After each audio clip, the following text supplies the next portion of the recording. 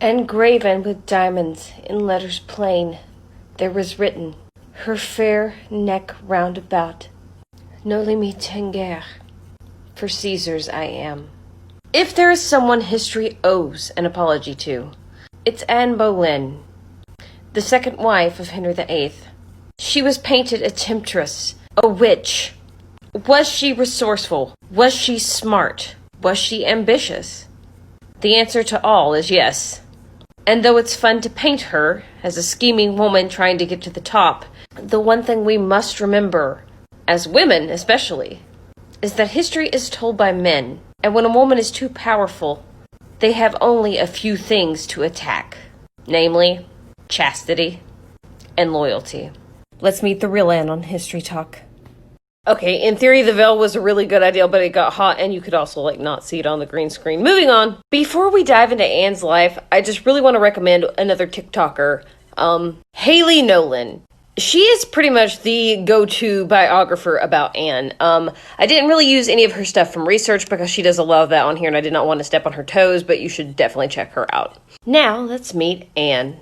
Historians believe that Anne was born sometime around 1501, to Sir Thomas Boleyn and his wife Elizabeth. They were noble, and she spent most of her upbringing at the French court. She and her sister Mary were known as two of the most beautiful women at French court. They caught the eye of a lot of men, and though marriage was the way to solidify yourself as a woman, some of these guys were not looking for marriage with these ladies. She came back to England in 1522, and she was named a lady-in-waiting to Catherine of Aragon. She just happened to catch her husband's eye. In fiction, Anne gets painted as a schemer for the most part. I'm not saying it's not okay to enjoy Philippa Gregory. I just think you need to read it knowing that it's wrong. It's wrong a lot. Anne's legacy is tarnished by these images. She's portrayed as somebody who was actively scheming to find a workaround to get a divorce for Henry VIII, when this could not be further from the truth. Anne had actually caught the attention of someone named Henry Percy. He was the 6th Earl of Northumberland, but everyone's favorite psychopath had noticed both of the Boleyn girls. He put a stop to Henry Percy's pursuit of Anne pretty quickly. We aren't sure if Henry was actually interested in Anne romantically at this point. We do know he was having a thing with her sister Mary. In the 1520s, Henry's affections shift to Anne, and he starts writing her love letters. Much is made about these letters that Henry wrote to Anne. They're lovely, lusty, full of gorgeous language because, well, he was a good writer. No joke, Henry VIII was actually a really, really incredible writer. His intentions to Anne seem to be as noble as they could be for a man who was already married. He basically wanted Anne to become his mistress, his sole mistress. If she had become his mistress, he would have gotten rid of all the other ones and given her everything she needed. What Henry did not expect was total rejection. Anne turned him down. She's like, dude, I literally work for your wife. What the hell are you thinking? I want to be somebody's wife, not somebody's side piece. She was Lizzo before Lizzo. She will never, ever, ever, ever be your side chick. The rejection shook Henry, which I love. This letter writing is going back and forth for about 3 years or so. And at one point, Anne has left court. Henry had become super infatuated with having a son. Now, his first wife, Catherine, actually did give birth to a son. I feel like it gets glossed over a lot. But the child died in infancy. They only had one surviving child, his daughter, Mary. So even before Anne was really becoming an option, Henry was trying to figure out a way to get rid of Catherine. Henry had often been a staunch defender of Catholicism. With the help of his advisor, Thomas More, he wrote basically like a letter pamphlet book thing called The Defense of the Seven Sacraments. Henry was looking for a loophole, and he found it in Leviticus. You see, Catherine had been married to his older brother, Arthur, who was actually the heir to the throne, but he died. Catherine swore the marriage had never been consummated, and to keep good relations with Spain, they got married. Henry is still aggressively pursuing Anne.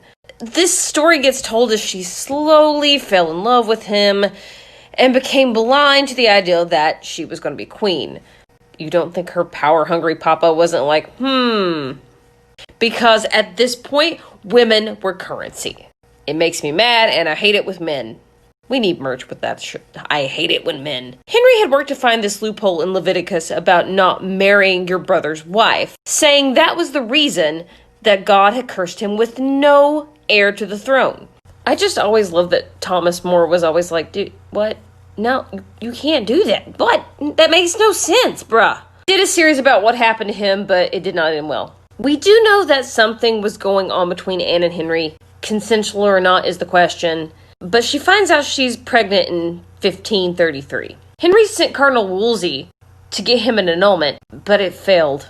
If I tried to go into too much detail about the split of England from the Catholic Church, we would be here until 3 a.m. I have to work tomorrow, and my concealer can only do so much to hide these bags. So here's the abridged version. Henry and Anne get married in secret in 1533, without a blessing from the Pope.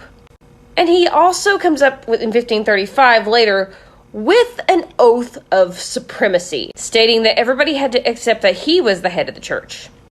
I know we talked about this a little bit in my Execution of Thomas More series, but dude wouldn't do it. Thomas More has some skeletons in his closet as a Catholic. He was awful to Protestants, but I will give him the respect that he did not cave on this. Later in 1533, Anne gives birth. A beautiful baby girl named Elizabeth after Henry's mother. I mean, granted, every woman was named Elizabeth back then. Needless to say, huge disappointment. But Henry was determined to try again for an heir. I know this timeline is a little confusing in this format, but I'm trying to make it as circular as I can. Anne will get pregnant 2 more times, and both were stillborn. This was 1534 and 1536, respectively. The official church split comes in 1536. So this has been just a long, drawn-out process.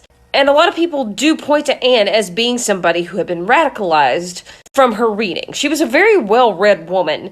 Anne's brother George was a diplomat, and he would often bring her back these textbooks about religious reformation that we know she had. How much of that played into this with the split of the church, we don't know. I've read research that said that Anne was a big fan of the book A Supplication for the Beggars, and that she had highlighted parts of it with her fingernail.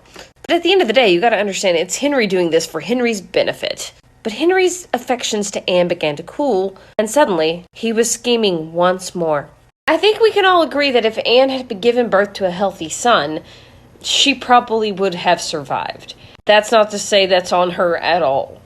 But fate had a different end for her. One of the things that makes this so sad for me is that about this time, Anne is my age. And I know some of you look at your 30s like, No, your 30s are still young. In an effort to get rid of her, charges are made up against her. She was charged with having affairs with 5 courtiers, including her brother George. Despite what you may have read or heard, she was never charged with witchcraft. That wasn't a thing. When you look at the timeline for the accusations, it is so easy to disprove them. One of those incidents was alleged to have occurred while she was giving birth to Elizabeth. In recent letters, before her trial, we found out that Henry had already ordered the executioner. She never had a chance. Anne, who was already presumed guilty instead of innocent, was convicted of treason. She was sentenced either to be burned alive or decapitated. In a previous version, I actually erroneously said that she requested the French swordsman. That was wrong. But Henry, thinking he was really doing something here, requested the Blade of Calais, who also deserves his own series. The sword was more effective and quick and humane. So thanks, I guess. Anne was taken to the Tower of London, where she was told of what her execution would be. And it is true that she did in fact joke about having a little neck. Dark humor. My favorite. She had to watch her brother be executed outside of her window, as long as others. Sir Thomas Wyatt, who had been a friend of Anne's for a long time, and who wrote the poem about her that I read at the beginning of the series, witnessed the whole thing. Her execution kept getting postponed due to delays, but her day of judgment came on May 19th, 1536. Anne remained solemn, graceful to the end. I've actually already seen some people in the comments saying, no, she was a bad person. You're entitled to your opinion of this, but you have to understand, she's a woman, a pawn.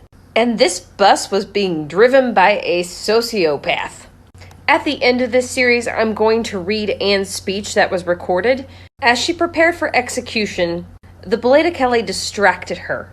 She didn't know that he had the sword yet in his hands. And as she was looking away, thinking somebody was going to fetch the sword for the man, he did the deed before she knew what was coming. Her ladies' maids carried her body away. She was cleaned and buried under the floor of the church. Anne remains incredibly controversial. Henry was so torn with his legacy and having an heir that he had no idea that the heir he had made with her would change the world forever. Good Christian people, I have not come here to preach a sermon. I have come here to die. For according to the law, and by the law, I am judged to die, and therefore I will speak nothing against it. I am come hither to accuse no man, nor to speak of that whereof I am accused and condemned to die. But I pray God save the king and send him long to reign over you. For a gentler nor a more merciful prince was there never. And to me he was ever a good, a gentle, and sovereign lord. And if any person will meddle of my cause, I require them to judge the best. And thus I take my leave of the world, and of you all. And I heartily desire you all to pray for me.